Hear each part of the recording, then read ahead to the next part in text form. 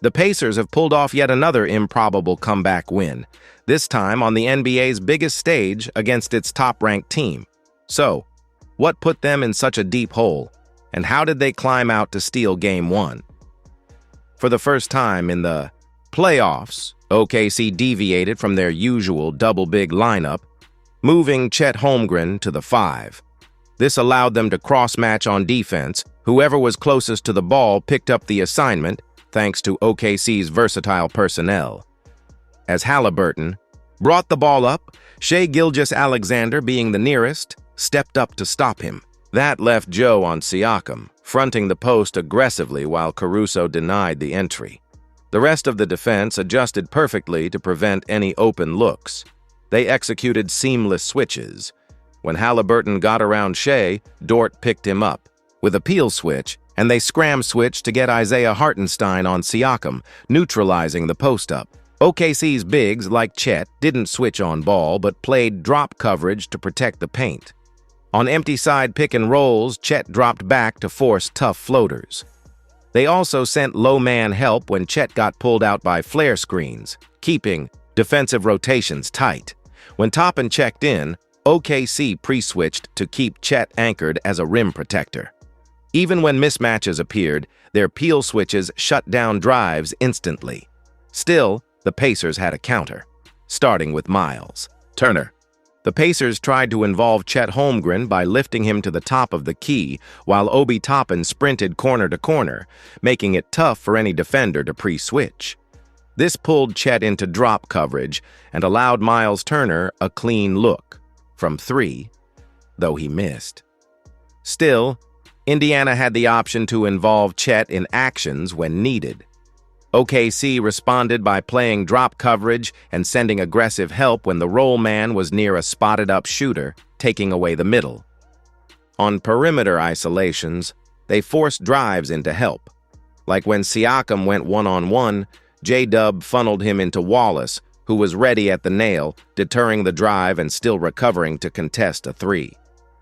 Their help defense enabled seamless switching.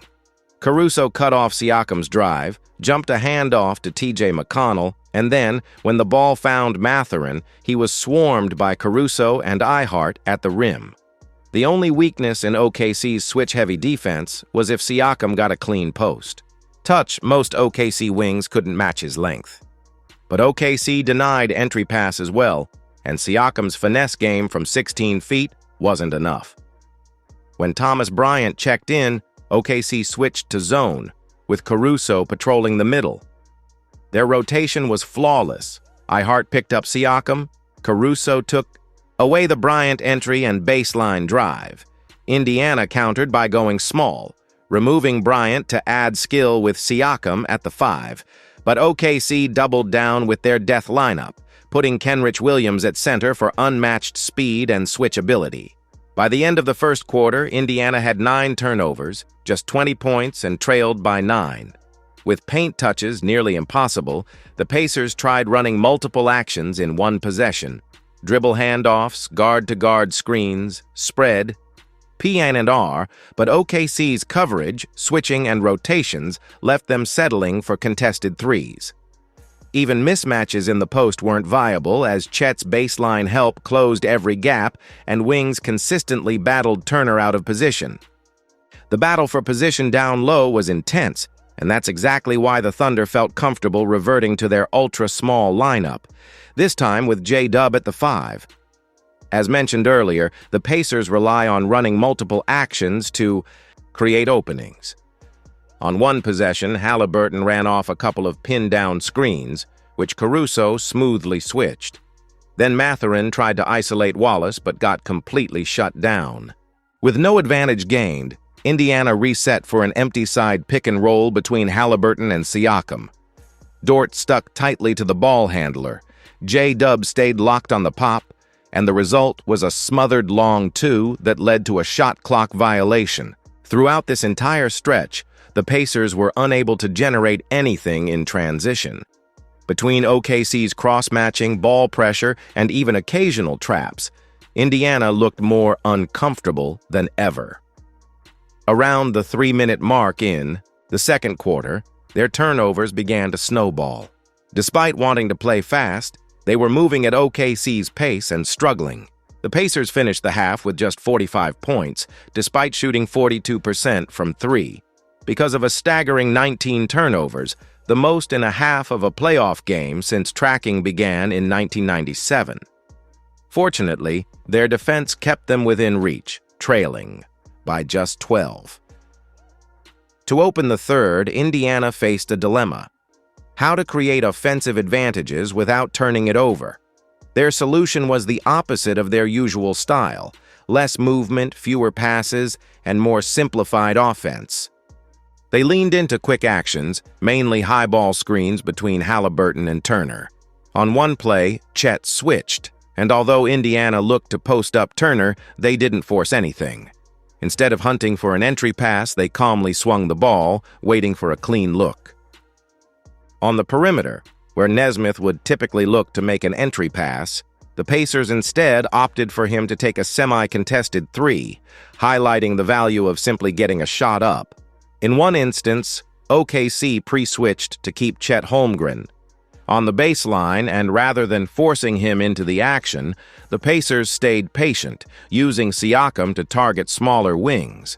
Again, they didn't force the entry pass, just took what the defense gave them. If they could touch the paint, they knew Chet would rotate over from the baseline, opening up quality corner threes or second-chance opportunities. By simplifying their approach and utilizing single quick actions, Indiana managed to recapture their transition offense. Early ball screens, a staple of their attack, allowed Haliburton to find his rhythm. The same applied when Nembhard initiated offense. With Turner setting high screens and Chet in drop coverage, there was space to attack. Indiana also made a point to empty the weak side wing, giving Haliburton room to operate or allowing off-ball movement, like a down screen for Mathurin. That led to a drop-off pass to Bryant for a dunk.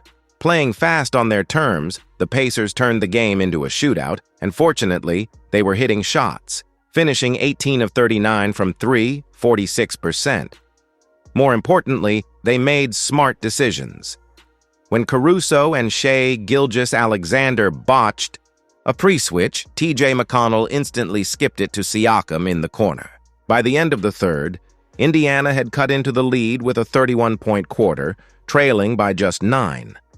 Entering the fourth within single digits, the Pacers knew the momentum was theirs. OKC ramped up defensive pressure to 94 feet, but Indiana countered with multiple ball handlers and initiated actions as early as half-court. On one play, Mathurin ran an empty side pick and roll and drove to the rim. The next possession was a flare screen for Siakam, who attacked baseline but missed an awkward floater, yet the effort led to layup attempts. The Pacers kept mixing up their actions. First pick and roll, then flare, then a double drag. Though OKC stopped that one, Nembhard broke down Caruso one-on-one for an and one. Nembhard was the focal point throughout the fourth, as Indiana clawed their way back. This time, the Pacers open with an early give-and-go for Nembhard to build momentum, and once he touches the paint, the entire OKC defense collapses, giving him multiple options with Indiana's shooters spaced around the floor. On the next play, Toppin brings the ball up, and it appears they're setting up some off-ball movement, but it quickly shifts into a spread pick and roll. If you pause it mid-possession, a pass to Toppin might be available, but that's exactly when OKC typically thrives by jumping lanes and forcing turnovers. Instead, Turner gets a quick trigger three off and avoids all that pressure. To be clear, OKC's defense didn't regress in the second half. They stuck with the same tactics and executed at a high level. The difference was Indiana's offensive approach. They stopped trying to break the Thunder down with isolations, post-ups, or multiple actions. Instead, they simplified, found new angles, and started hitting shots.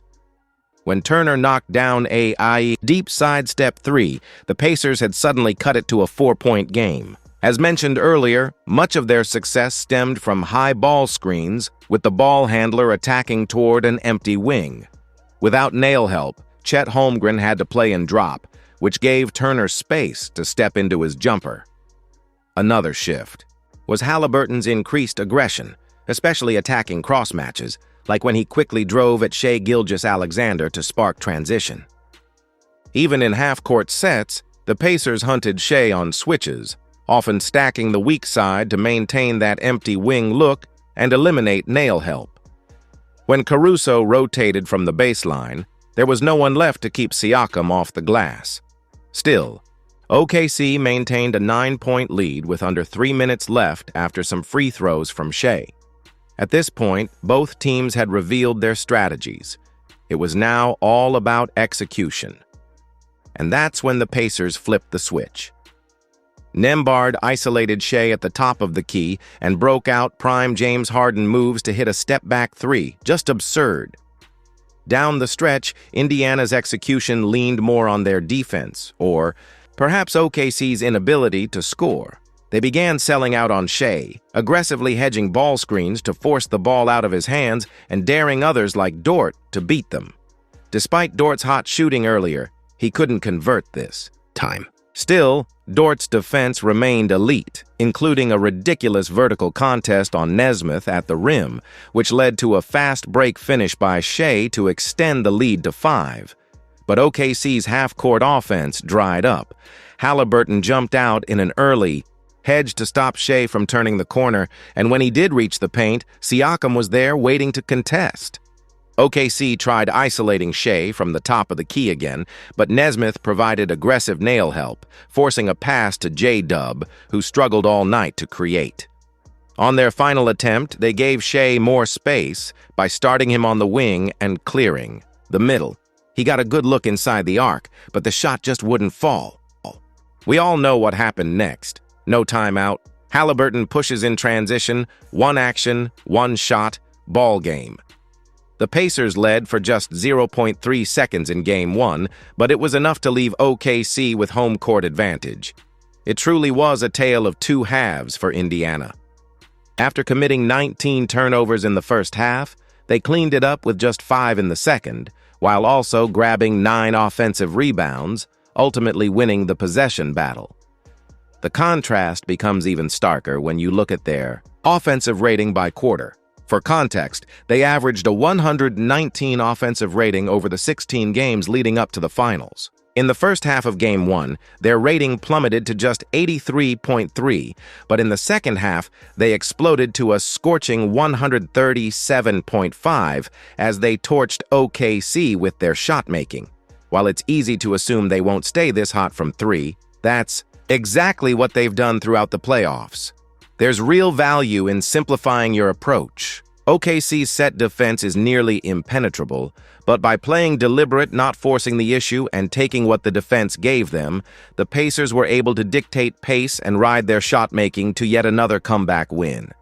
Looking ahead to Game 2, OKC will need to find counters to Indiana's second-half offense, and more critically, they'll need offensive contributions beyond Shai. When you force 19 first-half turnovers and hold your opponent to just 45 points, the game shouldn't be close. For OKC to take control of the series, either J-Dub or Chet needs to perform at an all-star level alongside Shai. If you enjoyed this breakdown, make sure to drop a like, subscribe, and turn on post notifications for more content. For more in-depth analysis, check out the Hoop Venue podcast and my social media profiles. Links are in the description. Let me know in the comments what you think will happen in this series. As always, I hope you have a great day, and I'll catch you in the next one.